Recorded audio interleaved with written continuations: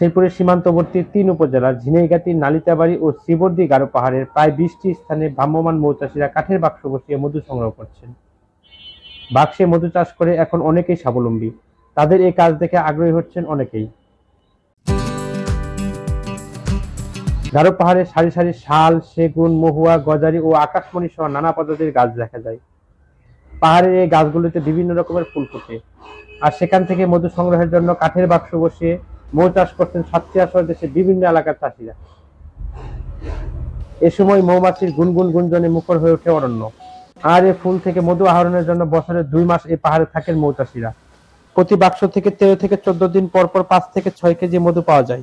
পাহাড়ি ফুলে প্রতি মণ মধুর মূল্য ১৫ থেকে ১৬,০০০ টাকায় বিভিন্ন কোম্পানির কাছে বিক্রি করেন তারা। অল্প সময়ে ও কম পরিশ্রমে বেশি লাভ হয়, দিন দিন বাড়ছে এই মধু চাষের সংখ্যা। আমরা এখানে থাকি হলো ১ মাস। ১ মাসে মোটামুটি মধু ভালোই হয়। ২টা ৩টা কালেকশন দিই আমরা। ২টা কালেকশনে প্রায় মধু পাইছি মোটামুটি ভালোই। আর মধুটা কোয়ালিটি সম্পন্ন।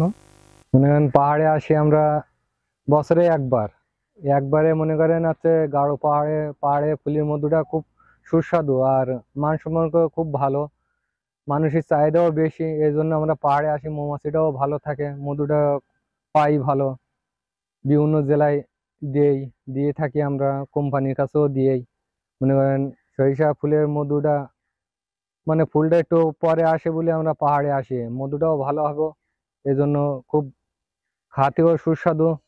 আর মনে করেন বছরে একবার করে আসি আমরা এই পাহাড় অঞ্চলে, আইছি মধু সংগ্রহ করার জন্য।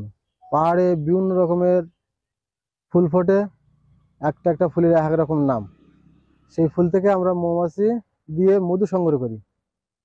এই মধু বাংলাদেশে অনেক বিখ্যাত বা অনেক নাম করা। বাংলাদেশের সব প্রান্ত থেকে বিভিন্ন রকমের মানুষ এসে এই মধু সংগ্রহ করে নিয়ে যায় আমাদের কাছ থেকে। গারো পাহাড়ের নানা ধরনের ফলজ, বনজ ও ঔষধি গাছ থেকে এই মধু সংগ্রহ হয়ে থাকায় এর গুণগত মান ভালো ও সুস্বাদু বললেন এই পরিবেশবাদী সংগঠনের নেতা।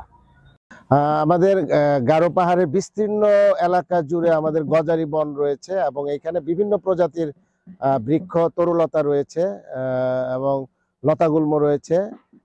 এইখানে এই ফুলের মানে পাহাড়ি ফুলের মধু সংগ্রহ করার জন্য এখানে বাংলাদেশের বিভিন্ন জেলা থেকে মৎস্য খামারিরা আসে এবং এইখান থেকে যে মধুটি তারা সংগ্রহ করে এটি একটি সুখ্যাতি রয়েছে এবং এটি তারা বেশি দামে বিক্রি করতে পারে। এবং এটা হলো তাদের একটা অফ সিজন। তারা অফ সিজনে এসে এখানে ১ থেকে ২ মাসের মতো তারা এখানে অবস্থান করে এবং মধু সংগ্রহ করে। এ বনে বাক্স বসিয়ে মধু চাষ করে অনেকে অর্থনৈতিকভাবে স্বাবলম্বী হচ্ছেন বলে জানান বন বিভাগের এই কর্মকর্তা। বিশেষ করে মধু চাষিরা এখান থেকে অনেক দূর দূরান্ত থেকে আসতেছেন, ওরা আসছেন অনেকেরই। আমি জিজ্ঞাসা করছিলাম, ওদের বাড়ি সাতক্ষীরা। এখানে প্রায় বেশ কিছু সংখ্যক লোক মধু আহরণ করছেন। ওরা মানে এই সিজনেই মধুর উপযুক্ত সময়।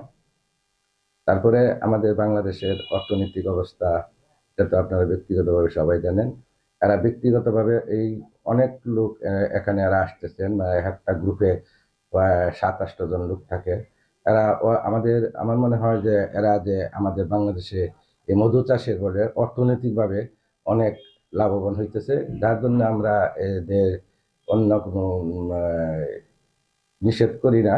যদিও এদের কোনো ওই মধু চাষের মানে অনুমতি নাই যেহেতু, বা লাগেও না, ওই জন্যই তারা এনে চাষ করতেছে। আমি ইতিপূর্বে বিভাগীয় বন কর্মকর্তা মহোদয়কে অনুরোধ করছি যে মধুর এখানে কোনো লাইসেন্স দেওয়া যায় কিনা। উনি বলছে যে হ্যাঁ দেখি, আমি চেষ্টা করে আলাপ করে যে লাইসেন্স যদি দেওয়া হয় তো সরকারি রাজস্ব আসবে। এরা তো বর্তমানে কোনো রাজস্ব দেয় না, এরা গরিব মানুষ, এরা মধু আহরণ করছে এবং কিছু এই মানে সরকারি টাকা, সরকারিভাবে যদিও লাভবান না হয়ে থাকে, তারা ব্যক্তিগতভাবে লাভবান হচ্ছে অনেক দূর দূরের থেকে এসে আর কি।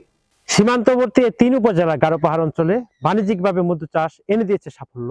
সীমান্তে প্রায় ৪০ কিলোমিটার পাহাড়ি এলাকায় মাসব্যাপী চলে মধু সংগ্রহ। Shahriar Shakir, Bangla vision digital, Sherpur.